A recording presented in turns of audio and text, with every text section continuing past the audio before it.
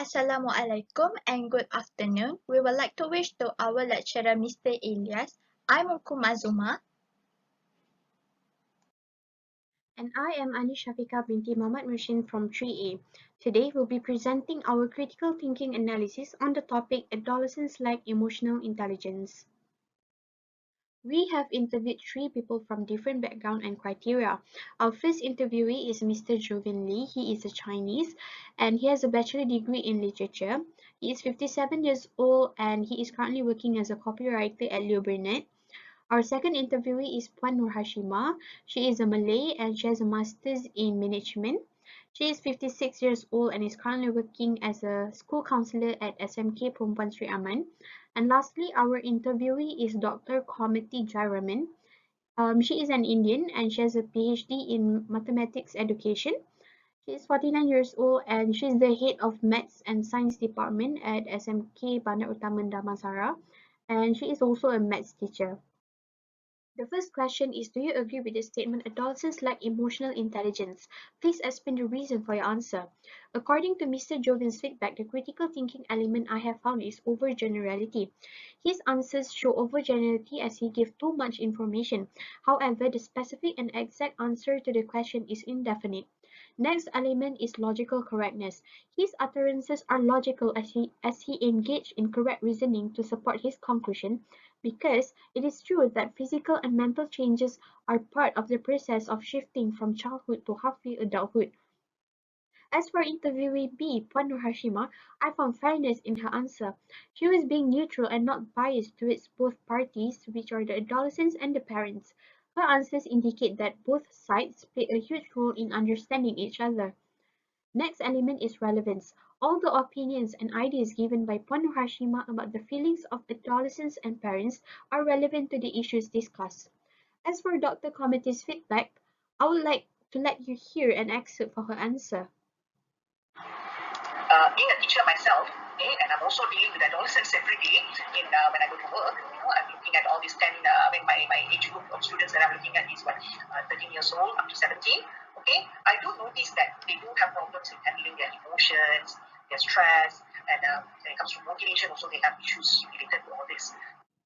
I found hasty generalization in her statement. She drew a conclusion that most adolescents have problems in handling their emotions and stress, just from what she saw from a small group of students. Next, there is relativistic thinking in her statement as she believes her own opinion about most adolescents having emotional problems is true. The second question is, what do you think are the factors that influence adolescents' emotional intelligence? Egocentrism, self-interested thinking was found in Mr. Jovian's answers as he kept on talking about himself and his past experience instead of giving opinions about adolescents nowadays. Next is logical correctness. His utterances is logical as he provides good reasoning and premises to his conclusion about how emotional intelligence comes from how adolescents cope with their growing up issues, which is by having supportive peers. As for Puan Hashima, precision was found in her statement. She was being precise and specific about how most adolescents are exposed to technologies by having smartphones.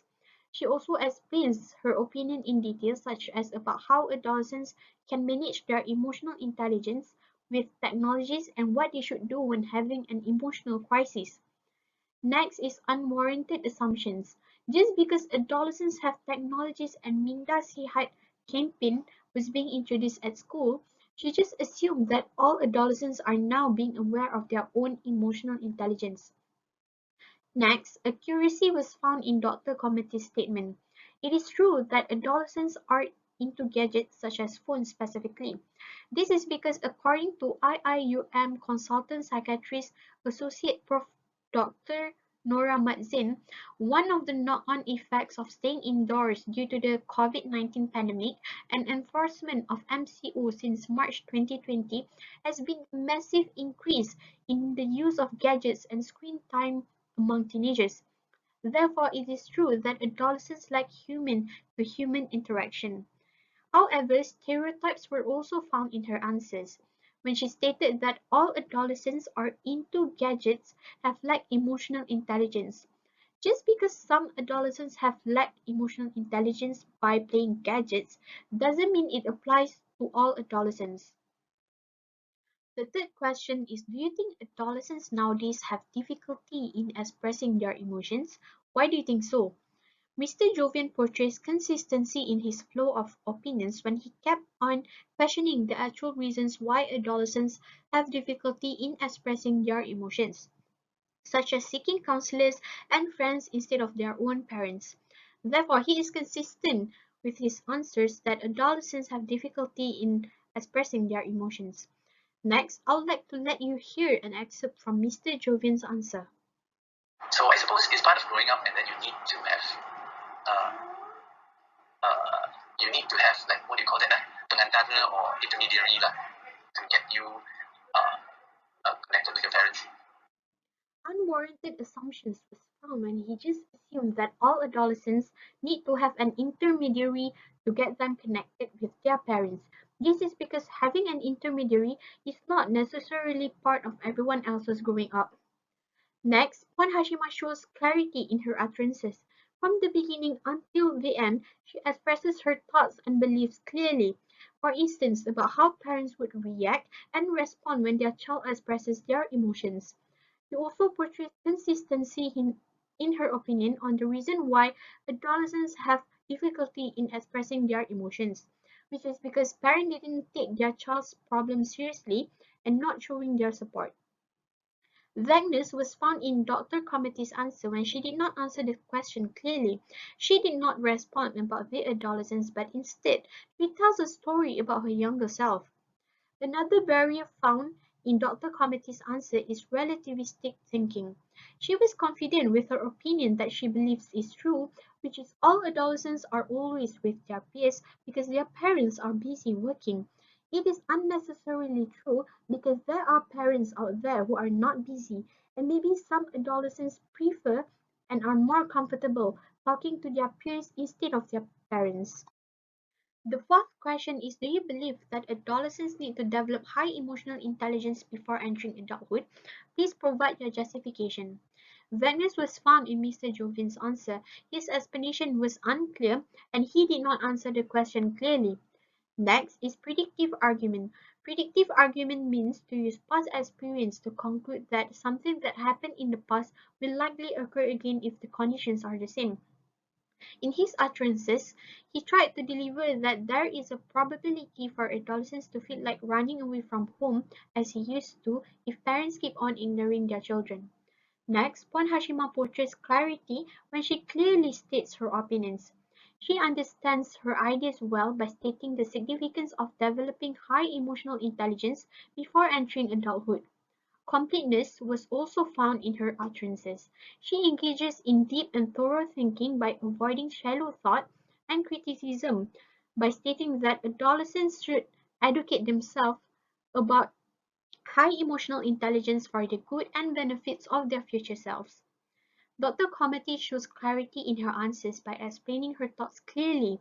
She states the importance of having high emotional intelligence before entering adulthood as to be used at the workplace and especially while carrying certain roles. Dr. Comity also portrays consistency in her opinions as she strongly agrees that adolescents need to develop high emotional intelligence before entering adulthood so that they know how to handle problems and their own emotions without any problems later on. Next, as for question number 5, in your opinion, do you believe that adolescents nowadays can handle their problems and interpersonal relationships maturely and rationally without their emotions overpowering them?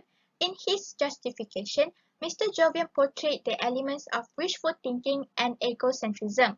Wishful thinking is the formation of beliefs to what one wishes to be true or what wants to believe. Here, Mr. Jovian clearly highlights what most people, especially adolescents, usually believe, that they are mature, but rather they turn out to be not. Also, here in his statement, Mr. Jovian portrayed himself to be egocentric as he justified his perspective to his self-interest when he said, I think probably not, because we think that we are mature, but actually we are not. Similarly to Puan Nur Hashima, she also portrayed the use of the wishful thinking element in her clarification. She stated that there are no happy endings in reality as we will usually see in films, to which here it can be seen that she wanted to clarify where most people tend to fantasize and daydream instead of facing the reality in life. Moreover, the clarity element can also be seen in Puan Nur Hashima's statement, as we can easily grasp her intended message without any ambiguity in her meanings. Next, as for Dr. Komati, it can be seen that she has made a hasty generalization when deducing her justification. This is because she only draws a conclusion and observation from her own students that she has been teaching and concludes that every adolescent might be influenced by their emotions too. However, she also makes a precise statement when she gives an exact age group of adolescents that mostly tend to have their emotions overpowering them, which is around 13 to 14-year-old age group. As for question number 6, as adults, can you suggest some methods for adolescents to strengthen or enhance their emotional intelligence? It can be seen that Mr. Jovian appears to be vague in his answer as there is no clear and precise conclusion from his justification. However, we can still see the element of relevance in his stand when he gives an example and ways to visualize your goals and sharpen your mindset to achieve something in life. Whereas, as for Puan Hashima, she appears clear in her explanation where she explains that communication is the prime key to developing one's emotional intelligence and gives relevant details as to why most people tend to be stressed is all commonly due to the lack of communication with their social circles. Similarly, for Dr. Kumati, she depicts clarity in her explanations as firstly she states on the way she used to practice to develop her emotional intelligence during her school days and continues to relate her point of view on how adolescents can further enhance and develop their emotional intelligence, which is by joining scouts and other extracurricular activities in schools. Next, as for question number 7, between one's own initiative and social circles, which do you think plays a huge role in determining adolescents' emotional intelligence? Here, Mr. Jovian appears to be vague in his justification again, as there are no exact and clear statements that can relate to who plays a huge role in determining adolescents' emotional intelligence. Also, we can see the element of egocentrism in Mr. Jovian's response as he tends to deduce and believe that the internet plays a major impact in influencing one's thoughts instead of other factors, whereas, as for Puan Hashima, she depicts logical correctness and relevance critical thinking elements in her argument as she clarifies her stand with corrective reasoning as to why adolescents are more influenced by their social circles compared to their own initiative when it comes to determining their emotional intelligence. Moreover, the element of clarity and precision can be seen in Dr. Komati's reply, where she clearly states that social circles play a major role in determining one's emotional intelligence compared to oneself. Furthermore, she also precisely justified her reasoning by elaborating that human interactions are needed for one to develop emotional intelligence. Last but not least, for question number 8, since you have experienced being an adolescent yourself, how did you manage to cope with problems without letting emotions influence your decision? In Mr. Jovin's feedback, he has shown the elements of clarity and logical correctness in his statement. He has directly stated that his emotions do affect himself in decision making, as he further argued that both emotions and decision making goes hand in hand in life. In addition, as for Puan Hashima, we can deduce that she has shown vagueness as well as overgenerality elements in her answer, as she doesn't really specify on the ways that she would do to cope with her problems during her adolescence days. Furthermore, she also overgeneralizes that adolescents nowadays tend to have emotional issues due to the impact of social media, where they will usually compare their lifestyles with their social media friends. Last but not least, the elements of clarity and fairness can be seen in Dr. Komati's answer, where she understandably responds that one of the ways that she would do to cope with problems without having her emotions influencing her decisions is by seeking advice from her family members. Besides, she also portrays fairness in her statement as she doesn't show any biases in making her decisions. Next, I will play an audio file, which is one of the answers from Dr. Kamati's feedback.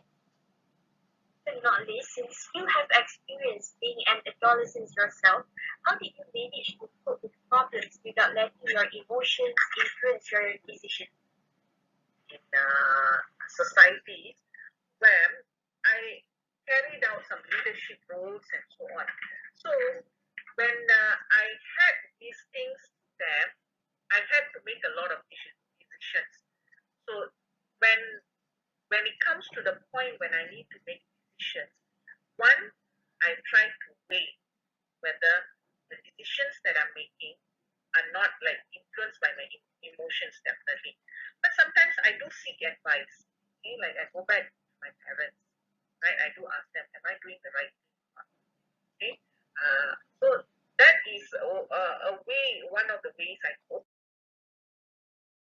In summary, based on our analysis, we have found that interview C, which is Dr. Komati Jaraman, is the critical thinker as she portrays a lot of critical thinking standards in her arguments and statements, such as accuracy, clarity, and consistencies, and portrays less of critical thinking barrier. That is all from us. Thank you, Mr. Ilyas.